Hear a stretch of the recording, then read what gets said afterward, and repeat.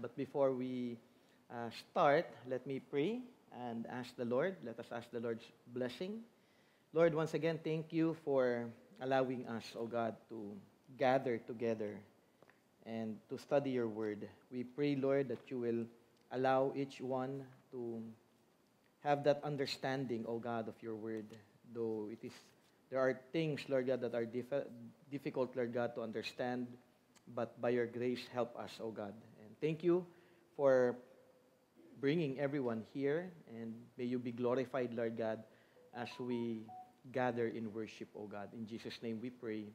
Amen and amen. Balikan ko lamang at basahin ko lamang Hebrews chapter 1 verse 1. Sabi po dito, "Now faith is the assurance of things hoped for, the conviction of things not seen."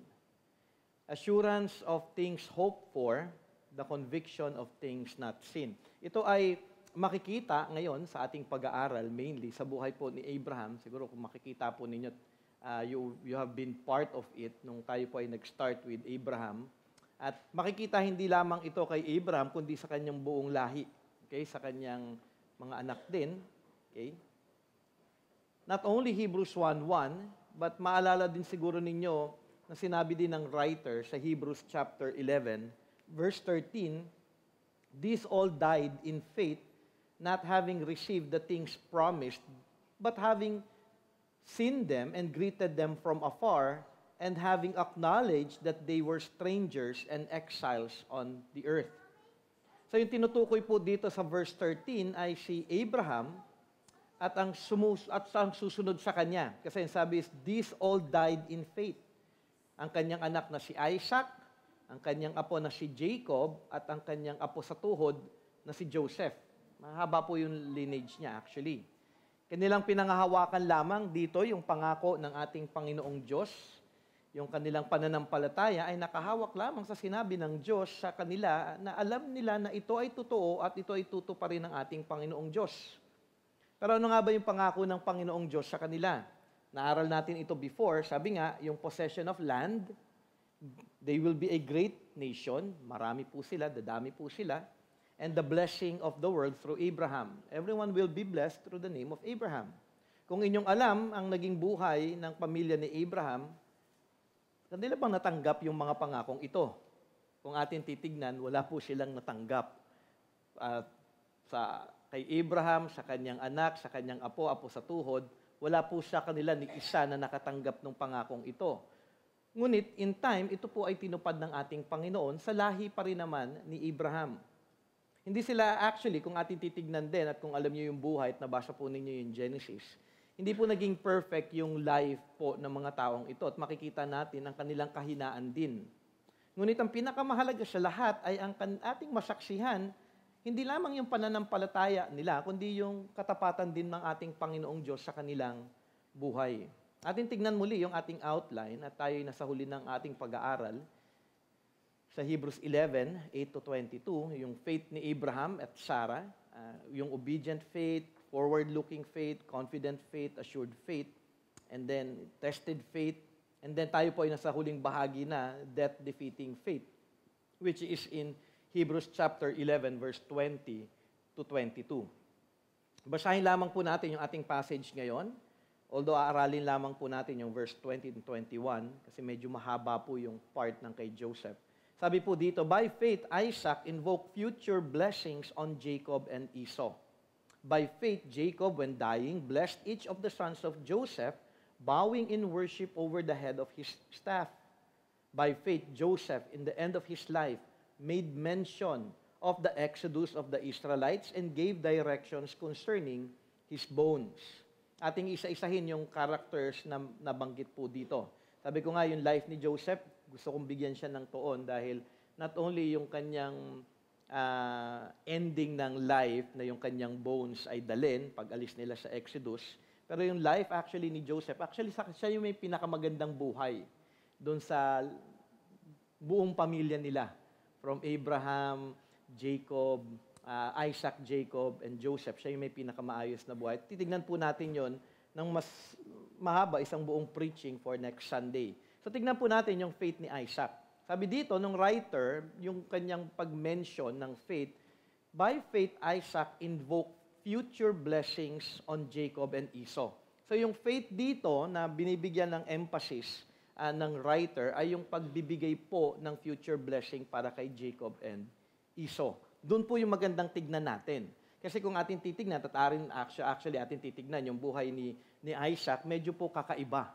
Nung una ko, syempre, ilang beses ko na itong nabasa, pero nung binasa ko ulit unti-unti sa pag-aaral, nakikita ko nga medyo malaking may problema pala talaga itong si Isaac. Okay? So, makikita natin sa tatlong karakter na ito, yung summary ng life of faith at the end of their lives. Puro ito pa-ending ng kanilang life, itong tatlong ito. At maiksi lamang ang mga nabanggit patungkol sa kanila, 1 verse per person. In context, yung pinakatoon nito ay patungkol sa kanilang pananampalataya sa ating Diyos at the end of their lives. Sa buong pamilya actually ni Abraham, si Isaac ang may pinakamaiksi na story kung saan makikita lamang yung kanyang buhay in Genesis chapter 25 up to Genesis chapter 27. Tapos yung iba po, may 12 chapters each. Ang haba, no? So mahaba po yung mga discussions patungkol po sa kanilang mga buhay. At ang buhay ni Isaac siguro yung pinaka-ordinaryo po sa lahat. Hindi siya kasing colorful ng iba. Hindi katulad ni Jacob, lalo na ni Joseph, di ba? Colorful pa yung damit niya. At si Isaac din siguro may pinakamahinang faith sa kanilang lahat in comparison lamang in terms of his life. At ating makikita ito sa ating pag-aaral. Pero siya pa rin ay napabilang actually sa example ng faith dito sa Hebrews chapter 11. Alam natin na si Isaac ay ang promised son ni Abraham. Actually, ang tagal inantay ito ni Abraham. Si Isaac, dumating na siya. Pero after ni Isaac, si Abraham, sa totoo lamang ay nagkaroon pa po ng maraming anak. Ang dami po niya naging anak pa. Kasi nagkaroon pa po siya ng asawa. Kasi namatay yung kanyang asawa, si Sarah. Naging asawa niya si Keturah at nagkaroon pa po siya ng mahabang lahi dito. At yung lahi naman niya kay Keturah ay pinapunta niya sa east side. Okay? Sa east side naman ito. Siguro parang pinabalik niya ito sa land of the Chaldeans. Okay? Namatay si Abraham at the age of 175. Ang layo pa natin doon, ano? Tapos sinasabi nyo, may old age tayo dito na mga senior citizen. Ito siguro senior sa lahat ng senior. At alam din natin na si Ishmael, anak niya kay Hagar, nagkaroon din siya ng mahabang lahi. Actually, marami talagang naging lahi si Abraham. Hindi lamang kay Isaac, mas marami yung kay Isaac, pero marami din yung mga naging lahi niya doon sa iba pa niyang naging asawa o nagkaroon man siya ng anak kay Hagar. Pero kay Isaac, hindi siya nagkaroon ng anak. Yun yung nakakalungkot na side. So nagkaroon siya ng maraming anak kay Keturah kaagad. Naunahan niya pa si Isaac magkaanak eh. 'Di ba? Kay Keturah, 6 yata yung naging anak niya kay Keturah as far as I can remember. Tapos alam natin na naging asawa ni Isaac si Rebecca. Siguro alam niyo na yung story ng kay Rebecca, hindi na natin dadaanan 'yon. At maganda naman po yung love story na itong dalawang ito. Sila ay nagkakilala at nagkatagpo dahil pinadala lamang yung kanyang helper doon sa land nila, dinala lang si Rebecca at nagkainlaban na sila. Okay? Parang katulad din actually ni Sarah, si Rebecca, sila pareho ay barren, hindi po sila nagkaanak. In Genesis chapter 25 verse 19 to 28, makikita natin yung story na ito, na nalangin actually si Isaac na magkaroon sila ng anak ni Rebecca, at sila naman ay pinagkalooban ng ating Panginoong Diyos. Actually, 20 years yung gap nung sila naging mag-asawa. So, for 20 years, hindi sila nagkaroon ng anak. And then, doon lamang sila nagbinigyan ng ating Panginoon Ama ng blessing. Sa Genesis 25, 22 to 28, sabi po doon, the children struggled together. So, nagkaanak na sila. So, the children struggled together within her, and she said, if it is thus, why is this happening to me? Siguro, para doon sa mga nanay na buntis. Nag-i-struggle, siguro nagsusuntukan. Hindi ko alam, pero siguro malikot, 'di ba, yung bata, siguro nararamdaman ba 'yon ng mga nanay, yung naglilikot yung anak, siguro nagba-basketball or anything. Hindi ko alam, hindi ko naintindihan 'yon. Ang nararamdaman ko lang na paggalaw ng tiyan ko pag nagugutom ako. Pero sa mga nanay, siyempre, alam po nila yung siguro binabanggit dito ni Rebecca. So she went to inquire of the Lord. So nanalangin siya. Siyempre parang may kakaiba na nararamdaman siya. And the Lord said to her, two nations are in your womb, and two peoples from within you shall be divided. The one shall be stronger than the other, the older shall serve the younger. So may prophecy, may promise dito. So when her days to give birth were completed, behold, there were twins in her womb. Siyempre nagulat siya. Dalawa pala. Siyempre wala naman pong ultrasound para malaman nila kung, di ba? Siyempre kaya dito sinasabi, they were twins in her womb. The first came out red. Okay? Mapula yung kanyang skin. Hindi sa dugo. Okay? All his body like a hairy cloak. Siguro akala nila unggoy. Mabalbon eh. Okay? Red joke lang, baka mamaya isipin nyo yung Big Bang, ha? So, hairy cloak, mabalbon po yung bata. Isipin nyo na lang, baby pa lang, mabalbon na. So, they called his name Esau. Hindi ito yung kinakain. Esau yun. Afterward, his brother came out with his hand holding Esau's feet. Heel. Okay, hinahawakan yung heel. Hindi ko alam kung malaki ba yung kamay ng batang ito, no? Kayang humawak. Pero description po ito eh. Okay? May pagkakaiba po sa regular na ating alam. So his name was called Jacob. Isaac was 60 years old when she bore them. Okay? Kasi nag-asawa sila at the age of 40. So after 20 years, nagkaroon sila ng anak. When the boys grew up, Esau was a skillful hunter, a man of the field, while Jacob was a quiet man, dwelling in tents. Isaac loved Esau because he ate of his game. Meron siyang favoritism dahil si Esau nagluluto. Sino ba naman, di ba? The way to a man's heart is his stomach. So kaya niya gustong-gusto ito si Esau.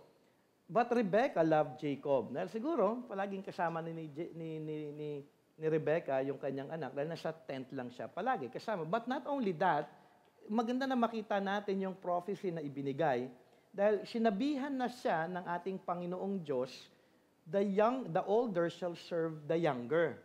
So yung preference actually dito ni Rebecca is coming from the promise, from the prophecy. At tama actually yung heart ni Rebecca.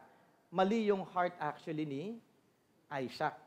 Okay? So after 20 years, karoon sila ng anak ni Rebecca at may kasamang prophecy. At mahalaga na tandaan po natin yung prophecy na yun dahil ito'y naihayag din kay Isaac. Although nag-pray si Rebecca, sinabi ng Diyos sa kanya, for sure ikikwento niya ito kung bakit ito nangyayari sa kanyang tiyan habang siya ay nagbubuntis. Siguro hindi lamang ito naintindihan clearly ni Isaac at that time, pero malinaw lamang po, there will be two nations na nasa kanyang sinapupunan. Two nations, two peoples. The older shall serve the younger. Mahalaga din ang sinabi sa verse 28, kung saan makikita kaagad ang katigasan ng ulo actually ni Isaac. Isaac loved Esau because he ate of his game, but Rebekah loved Jacob. In favor, si Esau, mainly dahil sa pagkain, rather than looking at the promise of God na kanyang binigay po dito. After nito, makikita natin ang kahinaan din ni Esau. Siya din dahil sa pagkain, katulad ng tatay niya, kanyang pinagpalit yung kanyang birthright. Pagod na ako, gutom na gutom ako. Pagluto mo ako, bigay mo sa akin yung birthright mo. O sige, ano ba naman ang birthright para sa akin? So makikita mo no, yung kahinaan ng kanyang panganay ka, ipagpapalit mo yon para sa pagkain. Wala siyang pagkakaiba. Hindi ko alam kung ano ba to, patay gutom ba ito or something like that. Pero makikita natin, weakness ng tatay, pagkain, weakness din ng kanyang anak na si Esau, ay pagkain din. Like father, like son. Then in Genesis chapter 26, nagkaroon ng famine sa kanilang lugar, kaya lumipat sila ng lugar, lumipat ng lugar si Isaac sa Gerar, at doon kanyang natanggap yung pangako ng Panginoon. So, balik ulit tayo doon sa promise ng Panginoon at binigay yung promise naman na ito kay Isaac. Sabi sa Genesis 26 verses 2 to 5, "And the Lord appeared to him and said, Do not go down to Egypt, dwell in the land of which I shall tell you. Sojourn in this land, and I will be with you and will bless you. For to you and to your offspring I will give all these lands, and I will establish the oath that I swore to Abraham your father. I will multiply your offspring. So may land, may offspring promise, as the stars of heaven, and will give to your offspring all these lands. And in your offspring all the nations of the earth shall be blessed. So yung tatlong promises na ibinigay kay Abraham, inulit ngayon ito, binigyan ng covenant ulit dito ng ating Panginoon naman kay Isaac. Because Abraham, pero meron siyang reminder dito o note, because Abraham obeyed my voice and kept my charge, my commandments, my statutes, and my laws. Parang paalala yun eh. May mga promises ako, si Abraham, matutupad yung promise na yun dahil sumunod siya. Ang sinasabi dito sa kanya ng ating Panginoong Diyos, ikaw din ay sumunod, katulad ng iyong ama. So, same promise kay Abraham ay kanyang natanggap din. After the giving of the promise, ating makikita muli yung kahinaan ng kanyang pananampalataya. So nagpunta siya doon sa land of Gerar at pinakilala niya yung kanyang asawa bilang kanyang sister, kapatid. Kaninong story yun unang nangyari? Kay Abraham, di ba? So ito naman, parang gumagaya na naman ito si Isaac sa kanyang ama na si Abraham. Gaya-gaya lamang siya sa tatay niya. Hindi ko alam kung bakit niya sasabihin kapatid niya yun, dahil hindi naman niya talaga kapatid, dahil anak yun ng kanyang kapatid ng kanyang nanay. So, pwede din naman sister siguro, pero siguro relative. Okay? Pero ito'y nalaman ni Abimelech, ito yung story ni Isaac with Abimelech. At si Abimelech pa ang mas nagmukhang righteous sa kanilang dalawa. Kasi si Abimelech, hari siya ng Gerar. Sinabi niya, kapatid ko itong si Rebecca. And then sabi ngayon nung hari, kasi nakita nung hari, nagtatawanan sila eh. Hindi ko alam kung anong klaseng tawa, nagkukulitan ba gano'n, naglalambingan ba sila, kaya sila nagtatawanan. Pinatawag siya ngayon, o kinausap siya ngayon ng hari na, asawa mo siya. Ba't ka nagsinungaling? Yung righteousness actually ng unbeliever, walang God na si Abimelech, ay parang mas may Diyos kaysa kay Isaac. Kasi kung meron isang Philistine na lumapit sa asawa mo pala, baka kami na-curse. Yun yung takot ni Abimelech. Anong sabi dito ni Isaac, dun sa story, ayoko kasi baka mapahamak ako. Kung sasabihin ko siyang asawa ko, baka patayin siya eh. Kasi maganda din si Rebecca eh. So ngayon, parang nagkaroon sila ng kasaduan dito ni Abimelech. Sinabihan niya yung kanyang, ang kanyang bayan na huwag nilang gagalawin si Isaac at si Rebecca. In that time, naging maunlad yung buhay ni Isaac, and in time, nakikita natin, yumaman siya, mas yumaman pa siya kaysa kay Abimelech, blessed siya ni God eh. Kaya pinahiwalay siya ni Abimelech, kinikwento ko na lang kasi medyo mahaba yung story na ito. So pinahiwalay siya ni Abimelech sa kanila, you are richer than us, lumayo ka sa amin. Tapos dahil mayaman nga sila, every time na naguhukay sila ng tubig, di ba, tinatabunan ng mga Philistine para lumayo sila. But in time, makikita natin, nagkaroon na rin sila ng tubig, nanirahan sila doon by tents. At tumanda din siya, okay, si Isaac. At dahil alam na ni Isaac na malapit na siyang mamatay, makikita yung story na ito sa Genesis 27, muli ipapakita dito yung kahinaan pa rin ng kanyang pananampalataya. But in reality po, no, parang feeling lang niya mamamatay. Siguro part lang na ni God yun. Kasi yung kanyang kamatayan ay mababasa pa actually sa Genesis 35. Umalis si Jacob, nagpunta sa bayan ng kanyang tatay, nagkaroon ng 2 asawa, 'di ba? Naalala niyo yung si Leah, tsaka yung isa pa niyang asawa. Tapos bumalik siya, doon lamang namatay actually talaga si Isaac. Okay? So, kaniyang plano actually ni Isaac na i-bless si Esau makatapos nagawan siya ng pagkain ng kanyang paboritong pagkain. Okay? Sabi niya, i-bless kita, matanda na ako, gawin mo tong pagkain ito, mag-hunt ka ng game, mag-hunt ka ng animal na paborito ko at pagbalik mo ibibigay ko na yung blessing sa iyo. Okay? Ito ay actually pagtalikod doon sa pangako ng Diyos. Ano yung binigay muli sa Genesis 25:23? Two nations are in your womb, two peoples from within you shall be divided. The one shall be stronger than the other. The older shall serve the younger. Okay? So dito, mali yung plano na agad ni Esau. Ibibless kita. Si Rebecca, na pinangakuan ng Diyos nito, dahil napakinggan niya yung plano ng kanyang asawa, siya din ay makikita ng kahinaan ng faith. Dahil siyang gumawa ng paraan kaysa ilapit ito sa Diyos, gumawa na lamang siya ng kanyang way. Imbis na nagtiwala siya kay God, Lord, may promise ka eh. Ibibless niya si Esau, ito yung panganay, dapat yung younger ang dapat i-bless dahil yung older mag-reserve dun sa younger. So mababasa natin ngayon yung storya po na ito na hindi po siya nagtiwala. Ano yung ginawa ni Rebecca? Genesis 27, mababasa yung storya na ito. For us to save time, tinawag niya si Jacob, sinabihan niya, ay, magkunwari ka anak, na ikaw si Esau. Doon sa mga nakabasa na ng storya. So sinabihan niya na i-deceive mo ang tatay mo. Siyempre takot si Jacob na gawin ito dahil ito hindi tama. Siyempre kasalanan ng pagsisinungaling. Ayaw niya itong gawin dahil baka mahuli siya ng kanyang tatay at imbis na blessing daw yung kanyang matanggap, ay curse yung kanyang matanggap. Totally opposite sila. Si Esau, balbon. Si Jacob ay parang Koreano. Makinis. Makinis siya. Para ma-picture ninyo, kasi kapag sinabi kong ako, parang hindi naman yata ito. Hindi naman yata makinis ito. Siyempre, pag sinabi kong Koreano, oo nga, makinis nga itong taong ito.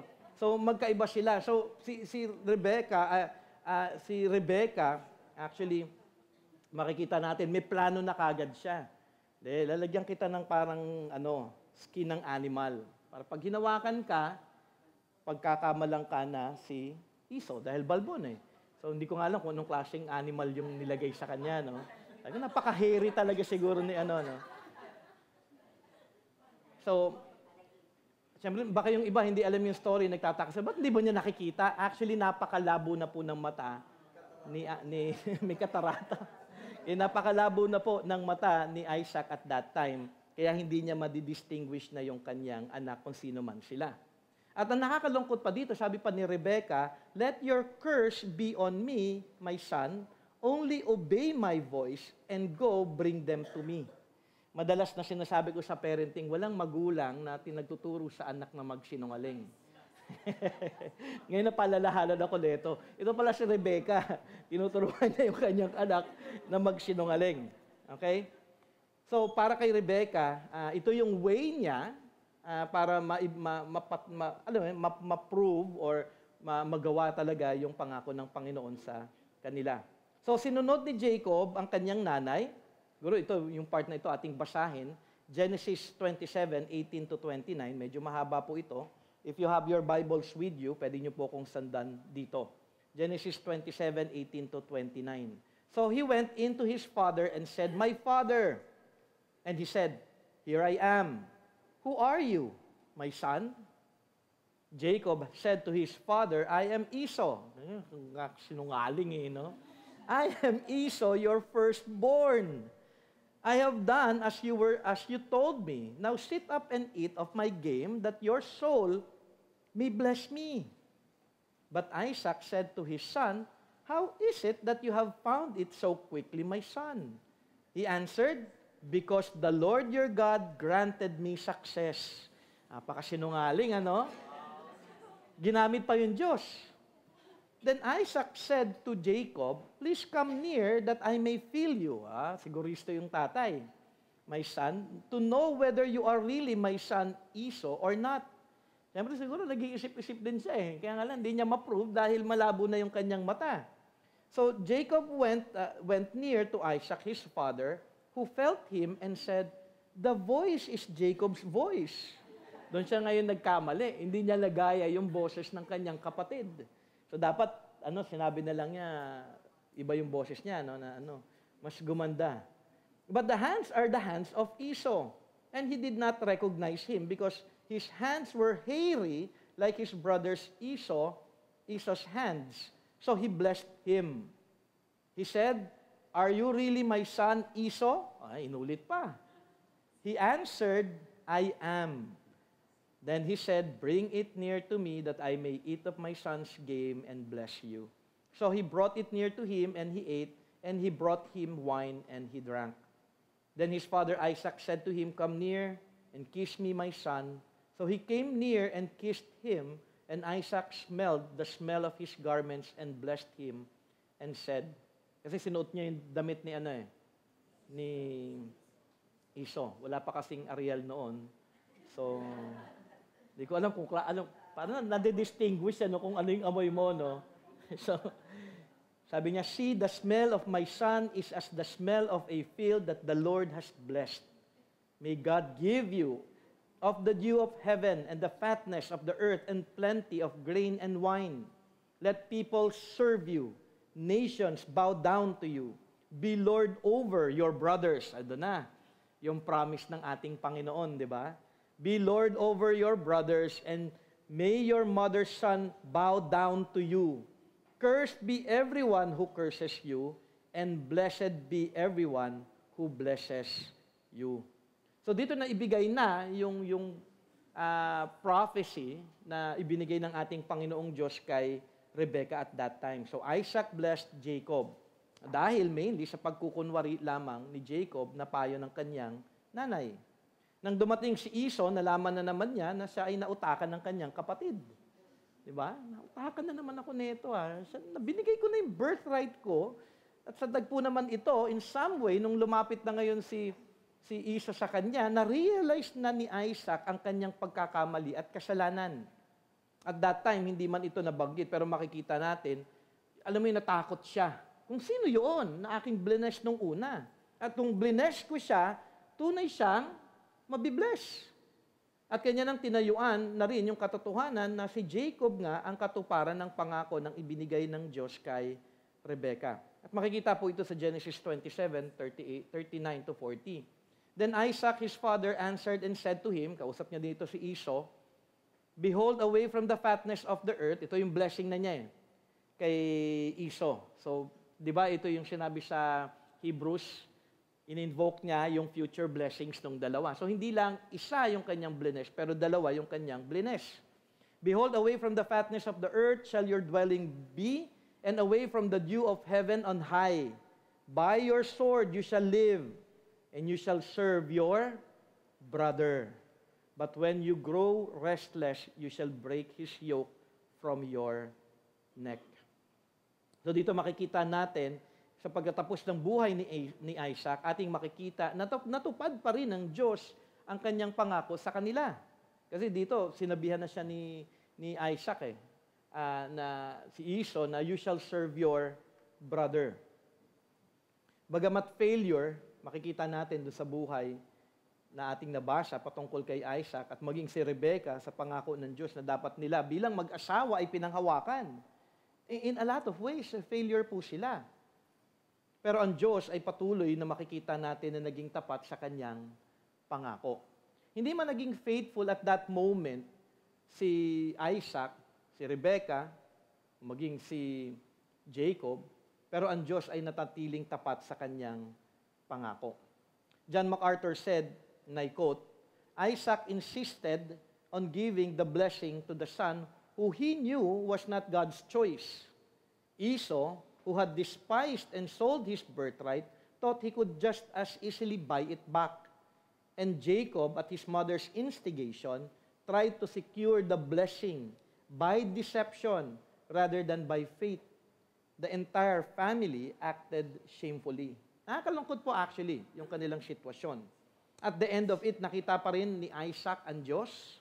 At yun po yung pinaka-importanting bagay dito, no? Kasi parang ang hirap i-balance. Teka lang, parang naging faithless naman sila dito, Brother Jay, sa kanilang buhay. Pero maganda makita po natin na in the end of his life, yung time nang nagbigay siya ng blessing, kasi mahaba pa yung naging buhay niya Siguro after that time, nagtiwala na siya sa Panginoon at hindi na describe yun. Pero ito yung start kung saan ipinakita yung kanyang pananampalataya. Siya'y nagpasakop na dun sa kalooban ng ating Panginoon. he pronounced to both Jacob and Esau future blessings na binanggit ng writer ng Hebrews. So may blessing pa rin siya at nalaman niya, teka lang, bless ko yung younger more than the older, naalala niya, natakot siya, oo nga. Hindi niya binawi eh. Hindi siya yung parang, ay teka lang, nagkamali ako. Bawiin ko, hindi. Nag-submit na siya kay God kasi nakita niya yung kanyang pagkakamali. At sa kanyang pagkakamali, itinama niya yung kanyang sarili. Ganun yung faith. Ang faith, pag nakita niyang mali siya, magbabago siya, tatalikod siya doon at susundin niya at magpapasakop na siya sa ating Panginoon. Kaya nga binanggit actually kanina, di ba? Kay Esau, and you shall serve your brother. Ito yung tama, ito yung kalooban ng Panginoon, ito nga dapat ngayon ang iyong marinig at ito yung dapat na iyong matanggap na blessing sa akin. So ito po yung faith dito na ipinapakita ng writer ng Hebrews sa atin. Even at the end, sa kanyang pagtanda, may pananampalataya siya at nanindigan na siya dun sa salita ng Panginoon. Hindi man maganda yung ipinakitang faith ni Isaac, pero sa huling bahagi pa rin ng kanyang buhay, siya ay nagpakita ng tunay na pananampalataya dahil ito ay may pagsunod na sa ating Panginoong Diyos. Ito ay may pagsunod na dun sa kanyang ibinigay na prophecy kay Rebecca at doon siya makikita natin, siya ay nagpasakop.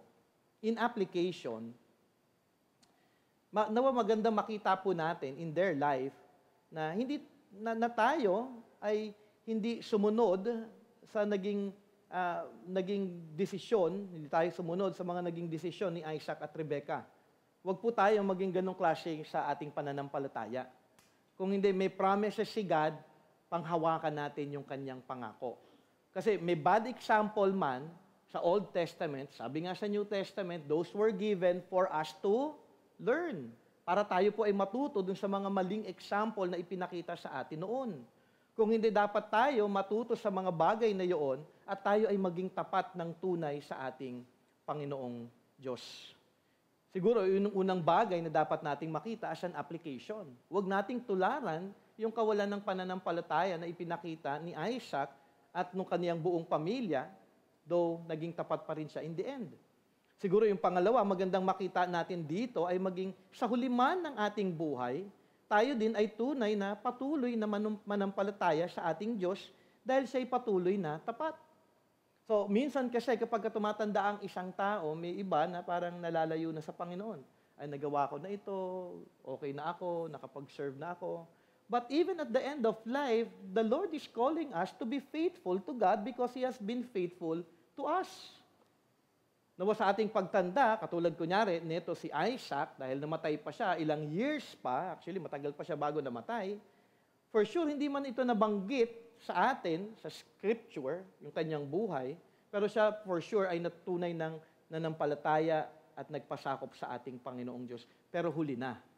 Malabo na yung mata niya. Siguro nakahiga na lang siya the whole time.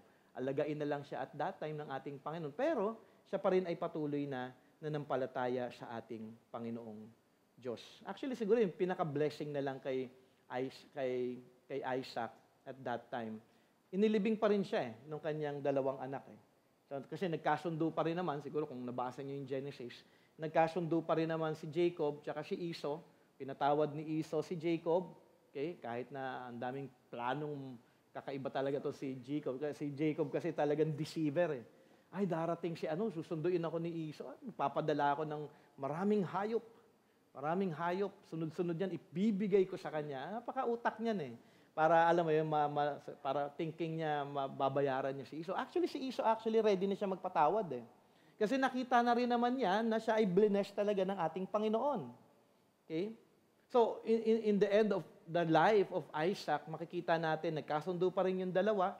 Hindi ko nga lang alam kung nalaman niya na yung storya ng dalawa niyang anak, pero syempre namatay pa rin siya nang may kasiyahan sa kanyang buhay dahil may yung sa kanyang pagkilala sa katapatan din ng ating Panginoong Diyos. Siguro yun yung isang bagay na mahalaga na matutunan lamang natin sa buhay ni Isaac. Kaya nga sabi doon sa ating passage, doon sabi ng writer ng Hebrews, by faith Isaac invoked future blessings on Jacob and Esau. So ito po yung kanyang storya. Pangalawa, yung faith po ni Jacob. Okay? By faith, Jacob, when dying, blessed each of the sons of Joseph, bowing in worship over the head of his staff. So dito ulit, maiksi lang. So kailangan natin punan yung storyad po dito para makita lamang po natin kung saan po nanggagaling yung writer dito.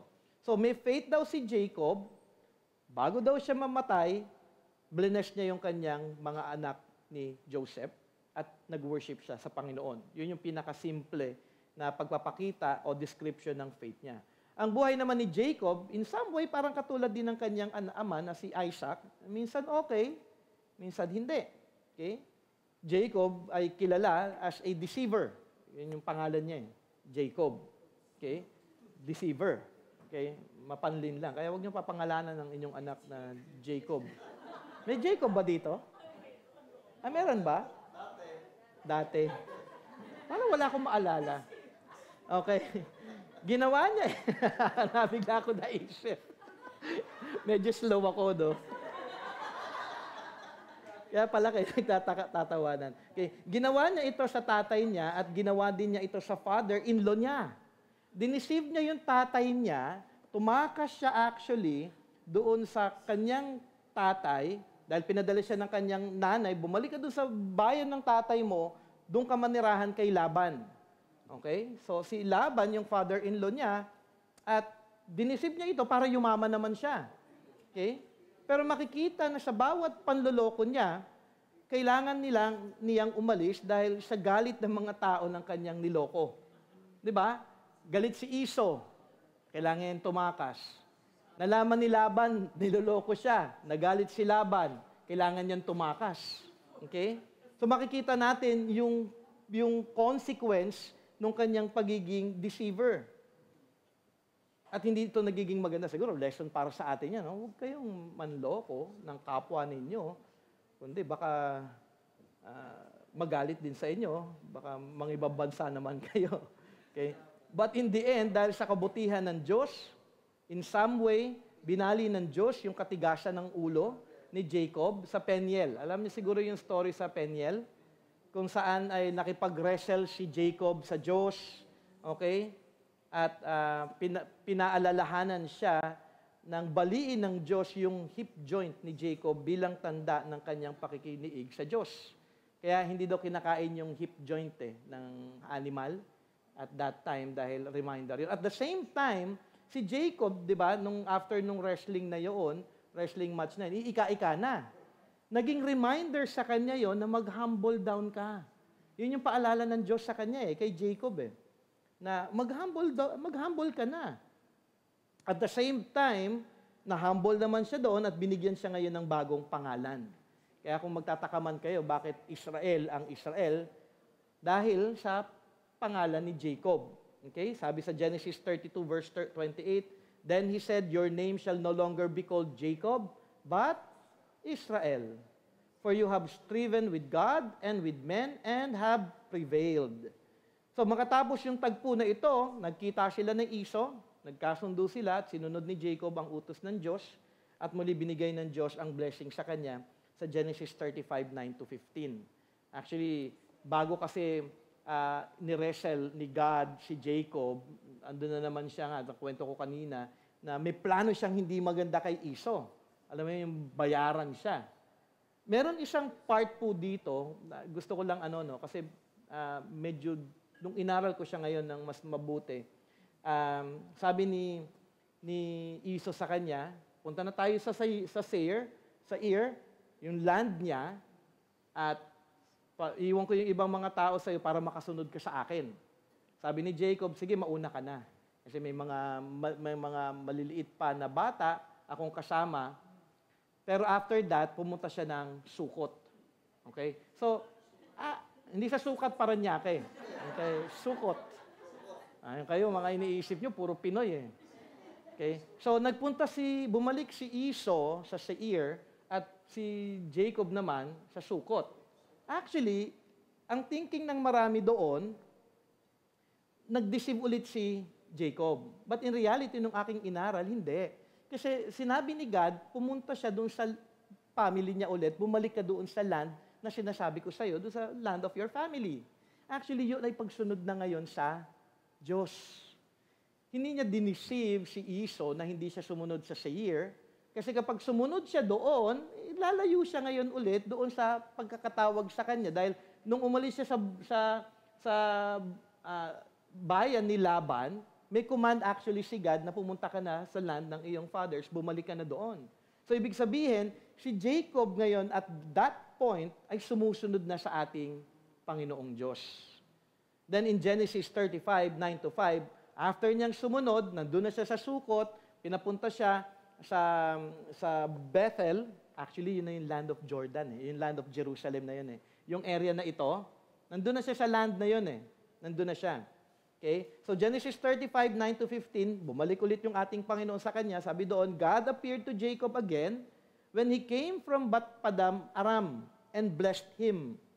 Padam Aram is yung lugar po ni Laban. And God said to him, your name is Jacob. No longer shall your name be called Jacob, but Israel shall be your name. So he called his name Israel. And God said to him, I am God Almighty. Be fruitful and multiply. A nation and a company of nations shall come from you, and kings shall come from your own body. The land that I gave to Abraham and Isaac, I will give to you, and I will give the land to your offsprings after you. Then God went up from him in the place where he had spoken with him, and Jacob set up a pillar in the place where he had spoken with him, a pillar of stone. He poured out a drink offering on it and poured oil on it. So Jacob called the name of that place where God had spoken with him, Bethel. Okay, to make the story short, dahil marami na nangyari pa, actually, dahil pa pang nangyari sa buhay ni Jacob, nagkaroon siya ng mga anak. Kabilang na dito actually si Joseph the Dreamer.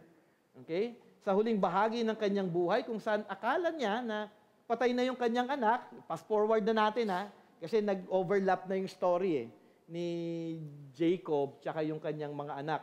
Okay?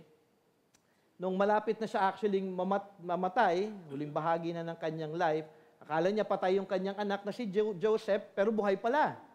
Okay? Dahil binenta lamang siya ng kanyang mga inggiterong kapatid. Dinala siya sa Goshen, okay? Dahil doon yung makikita, nandun na siya sa land of promise, dinala ulit siya ngayon sa Egypt. Di ba? So makikita natin yung storya, dinala siya sa Egypt, at yung lugar na yon ay Goshen. At doon siya na ngayon na natili. That is in Genesis 47. And then in Genesis 48, may sakit si Jacob at malapit na siyang mamatay. Ito yung ngayon yung binigay na story ng Hebrews 11:21. By faith, Jacob, when dying, blessed each of the sons of Joseph, bowing in worship over the head of his staff. So may dalawang tagpo actually na nabanggit sa pangyayari dito sa Hebrews 11:21 na pagpapakita ng kanyang pananampalataya. Una, bless each of his sons of Joseph. Okay? Ito ay mababasa sa Genesis 48, verses 8-22. Basahin lamang po natin ito sa ating mga Bible dahil medyo mahaba po ito. So ito po yung pagtupad doon sa Hebrews 11:21 para makita po natin yung background. When Israel saw Joseph's sons, he said, "Who are these?" Joseph said to his father, "They are my sons whom God has given me here." And he said, "Bring them to me, please, that I may bless them." Now the eyes of Israel were dim with age. So malabo na rin yung kanyang mata, so that he could not see. So Joseph brought them near him, and he kissed them and embraced them. So hindi ko alam, siguro baka nga, alam mo yun, napapasa yung kalabuan ng mata. And Israel said to Joseph, "I never expected to see your face, and behold, God has let me see your offspring also." Then Joseph removed them from his knees, and he bowed himself with his face to the earth. And Joseph took them both, Ephraim in his right hand, so nilagay si Ephraim sa right hand toward Israel's left hand, and Manasseh in his left hand toward Israel's right hand, and brought them near him. So plinano na actually dito ni Joseph na i-bless mo yung anak na mas matanda kaysa doon sa mas bata. And Israel reached out his right hand and laid it on the head of Ephraim.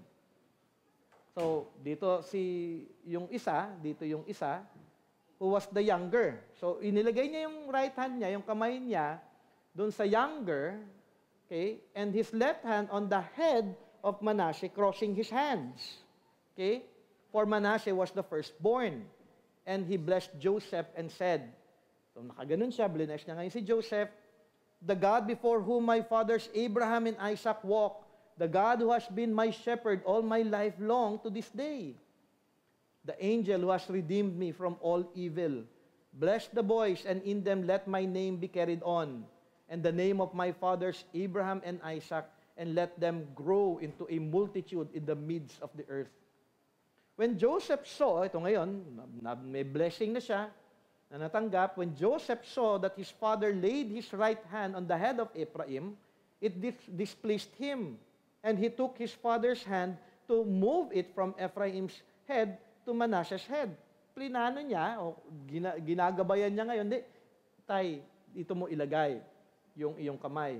And Joseph said to his father, not this way, my father, since this one is the firstborn, put your right hand on his head.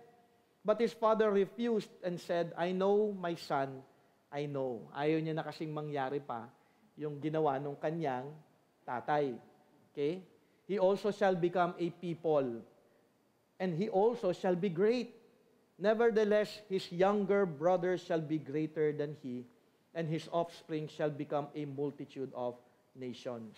So he blessed them that day, saying, by you, Israel, will pronounce blessing, saying, God make you as Ephraim and as Manasseh. Thus he put Ephraim before Manasseh. Then Israel said to Joseph, behold, I am about to die, but God will be with you and will bring you again to the land of your fathers. Moreover, I have given to you rather than to your brothers one mountain slope that I took from the hand of the Amorites with my sword and with my bow.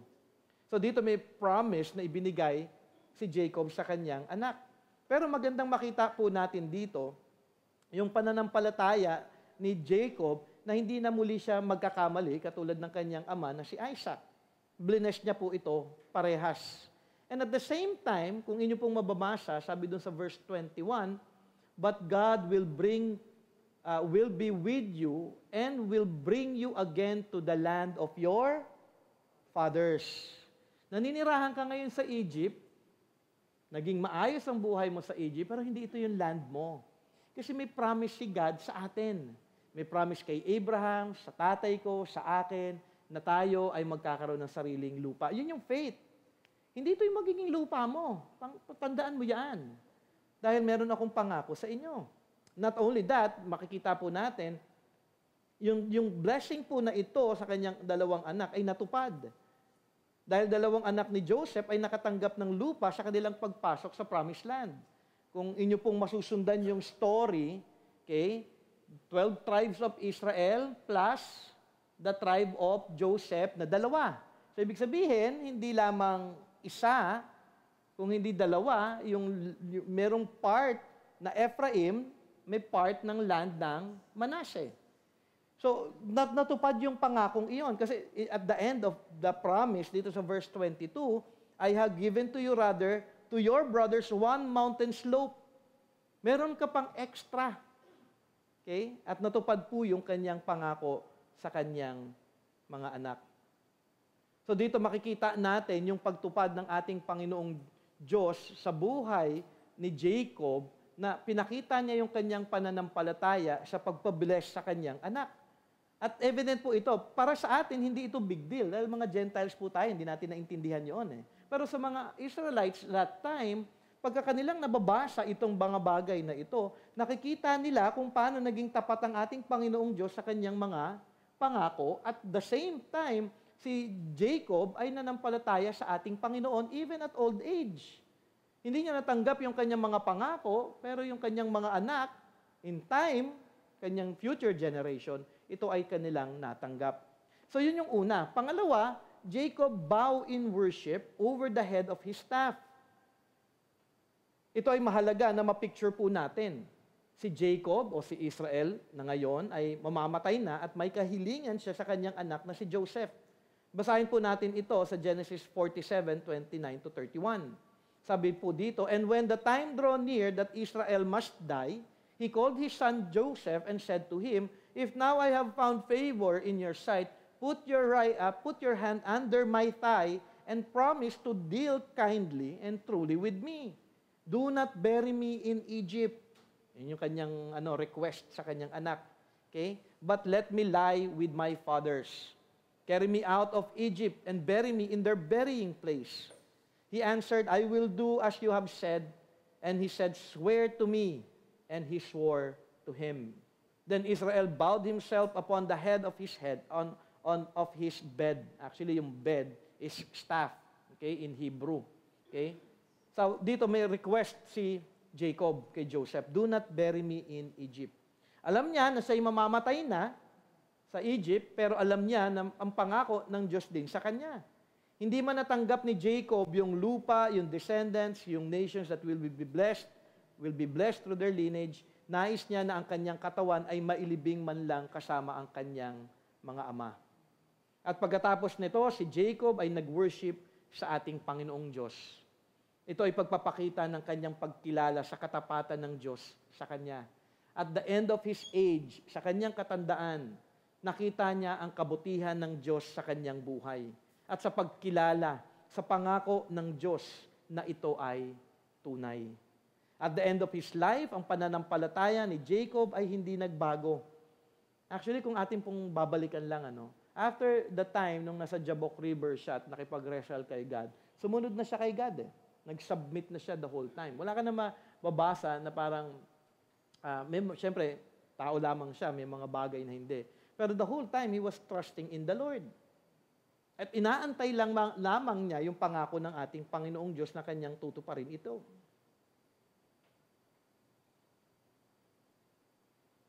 Ang pananampalataya ni Jacob ay hindi nagbago. Hindi siya actually nag-question sa Diyos. Wala po tayong mababasa na gano'n sa story na, Lord, matanda na ako. Wala na nga ako nakikita. Asan na yung land? Asan na yung multitude of descendants? Asan na yung kami ang magiging blessing sa buong mundo? Hindi siya nagtanong kung bakit parang hindi natupad yung pangako ng Diyos sa kanya. Kundi alam niya sa kanyang pag-bless sa mga anak ni Joseph, ito yung magiging totoo, hindi sa kanyang panahon, kung hindi sa haharapin pa ng kanyang mga descendants. Yun yung faith. They were forward-looking. Di ba si Abraham, forward-looking? Si Isaac, forward-looking? And then si Jacob, forward-looking din yung kanyang pananampalataya. Kaya nga sabi dito sa Hebrews 11:13, these all died in faith, not having received the things promised, but having seen them, greeted them from afar, and having acknowledged that they were strangers and exiles on the earth.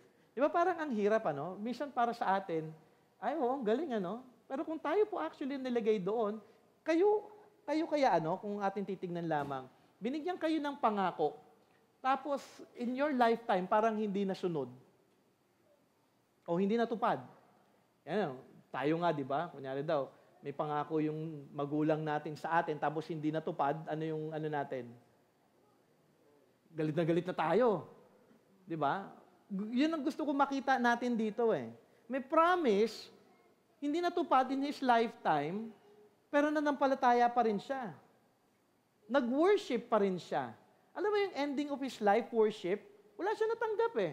Napangako tayo, ay, Brother Jay, sabi niya ganito, parang may grumbling na kagad. May sama na ng loob, magki-question na yan. Alam mo, sinungaling yan. Pero hindi naisip ni one time ni Jacob na, God, parang liar ka. Wala, pinangako mo sa akin to mga to, hindi ko natanggap. But at the end of his life, makikita natin, he bowed down and worshiped God. Yun yung faith. Hindi man natin matanggap ang mga bagay sa mundong ito na ipinangako ng Panginoon, kundi siya'y patuloy na nanampalataya lamang sa ating Panginoon at nagpuri sa Kanya. In application para sa atin ngayon, alam natin ang pangako ng Diyos sa atin sa pamamagitan ni Jesus. Alam natin na ito ay totoo. Diba? Forgiveness of sin. Eternal life with the Lord. A promise of new heaven and new earth. A promise of mansions na ipiniprepare ni Jesus Christ. Nakita niyo na ba yon? Hindi actually dito yung pangako niya. Ang sabi ng Panginoon, your life is not settled dito sa mundong ito. Yung pangako natin should be forward, looking din po tayo. So, life here on earth doesn't matter. Wala man tayo matanggap na kahit anong blessing, in some ways, sa ating pananaw na blessing o worldly understanding, pero ang blessing na ito ay parating pa lamang. Do you believe that you are forgiven? Do you believe that Jesus Christ really died for your sins? Do you believe yung promises na meron tayong matatanggap in the future with Him? If you believe that, ang magiging resulta ng ating buhay dito is anticipation. Habang inaantay natin yung pangako ng Panginoon, makikita natin na ang ating pananampalataya ay tunay kung tayo ay magtitiwala sa Diyos at susunod sa Kanya. Ay, future pa naman yun Mabubuhay muna ako kung anong gusto ko dito sa lupa. Yun po yung kawalan ng pananampalataya. Ang tamang pananampalataya in our context ngayon, in the New Testament age, I believe there is a future blessing in God, in Christ, and I will receive all those promises because everything in God is yes. Diba? Now, while I await that, mamatay man ako o bumalik man si Jesus Christ, while living here on earth, I will obey God, submit to Him, and give glory to His name. Yun yung dapat po na makita din po natin ngayon. Parang kabaliktaran. Sila inaantay yung land, yung descendants, yung magiging blessing sila to all nations. Actually, natupad na yun. Tapos na yun May bago ng covenant ngayon na ibinigay sa atin na hatid ni Jesus Christ. And Jesus Christ wants us na tayo maging forward-looking. So, ang inyong pananampalataya actually ay masusubok ngayon. Do you believe in heaven? Do you believe dun sa promise in the future, eternal life in Jesus Christ? Malalaman ngayon yung ating pananampalataya kung paano po tayo nag-aantay sa pangakong iyon. Yun ay makikita sa pamumuhay natin na tayo ay nagpapasakop at sumusunod sa ating Panginoong Diyos at nagpupuri sa Kanya habang tayo ay nag-aantay. Nawa makita po natin yung aplikasyon po na ito ay napakahalaga. Dahil sila po forward-looking yung kanilang faith. Nawa tayo din po, hindi nakatingin sa mundong ito. Diba? Kasi yung mga prosperity gospel, pangako nila, health, wealth, diba? Magiging maganda ang buhay mo. No, di po Hindi talaga Actually, di ba naging Christian tayo, mas parang in some way, ang daming struggle. Kasi why? Alam na natin yung holiness ni God. Alam na natin yung word niya. Alam na natin kung ano yung kalooban niya. Alam na natin na ito'y magiging laban doon sa kalooban natin na nais natin sa ating buhay. Pero while we await that, may struggle man, ang heart ng isang tunay na Christian ay mananatili na nagpupuri sa Panginoon, nananatili na nagpapasakop at sumusunod sa ating Panginoong Diyos. Nawa atin pong makita yung buhay po ni Isaac, yung buhay po ni Jacob, na ito'y puno po ng pagpupuri sa ating Panginoong Diyos at pagtitiwala sa Kanyang pangalan. Nawa sa lahat ng pagsubok na ating pagdadaanan, manatili lamang tayo na magtiwala sa Diyos, patuloy na magpasakop at sumunod sa Kanya, at maging sa araw ng ating kamatayan. Nawa, sana maging faithful tayo even at our, sila, old age, worshiping God, nawa tayo maging katulad din po nila. Maging sa araw ng ating kamatayan, tayo pa rin po ay nagpupuri at nagbibigay kaluwalhatian sa Kanyang pangalan. Katulad ni Jacob o ni Israel, bowing in worship over the head of his staff. Let us pray. Lord, maraming salamat sa buhay po ni Isaac, ni Jacob. Actually, sa totoo lang po, Lord, yung kanilang buhay ay hindi po malayo sa amin. Kami din po ay matigas ang ulo. Kami din, Panginoon Ama, ay stubborn in a lot of ways. Hindi man ito actually nakikita ng ibang tao, but before your eyes, you know our hearts. You know our struggles with sin. At kung isusulat lamang yung aming buhay, ay baka kami ay mahiya din, Panginoon Ama. But despite, Lord God, of our sinfulness, despite, Lord God, of our fallenness still, though we are already saved by grace through faith in Christ, you have remained faithful to us. And that is indeed a blessing, O God. Though of our weaknesses, you are always faithful. Palagi niyo po kaming pinaalalahanan ng aming mga kasalanan. Dinidisiplina niyo po kami sa aming mga nagagawang pagkakasala laban sa iyo upang kami ay maiwasto. Katulad din, Panginoon Ama, ng inyong ginagawa sa mga tao nung nauna pa sa amin. And you have still remained, Lord God, loving.